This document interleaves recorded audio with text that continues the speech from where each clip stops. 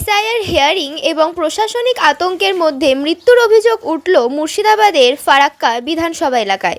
ঘটনাটি ঘটেছে কাঞ্চনতলা অঞ্চলের শুলিতলা গ্রামে। মৃত ব্যক্তির নাম শাকির শেখ। তিনি অত্যন্ত দরিদ্র পরিবারের একমাত্র উপার্জনকারী। সংসারের দায়িত্ব ছিল তার কাঁধে।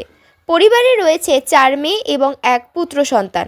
হঠাৎ শনিবার তার আকস্মিক মৃত্যুতে রীতিমতো ভেসে গেল 5 সন্তানের ভবিষ্যৎ।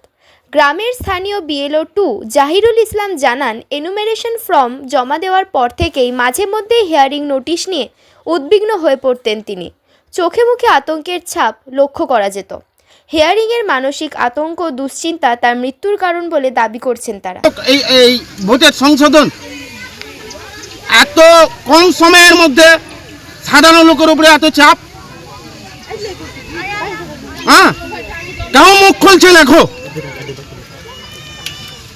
তাহলে কি এসআর এর আতঙ্কে মারা গেছে বলছেন? এসআর আতঙ্কে মারা গেছে ইনি একটা সাধারণ লোক। তা আমি আর বেশি কথা বলবো না। এসআর ব্যাপারেই উনি মারা গেল। রাজ্য সরকার দায়ী, কেন্দ্র সরকার দায়ী এতে। কি নাম আপনার? ইনি মারাতে। কি নাম আপনার? আমার নাম তহিদুল শেখ। আর যিনি মারা গেছেন এর নাম? যিনি মারা গেছে শাকির শেখ। বয়স কত হতো?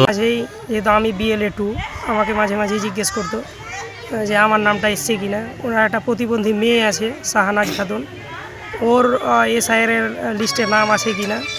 সার্বিকভাবে একটা চিন্তাই ছিল। ওর 2টো ভাই বাউড়িয়া, মানে বাউড়ি যেটাকে বলা হয়, কোথায় থাকে না থাকে কোনো ঠিক ঠিকানা নেই। ওর 2টো ভাইয়েরই কিন্তু এসআইয়ের নাম এসছে। একটা আব্দুল খালেক আর একটা হচ্ছে শফিকুল ইসলাম।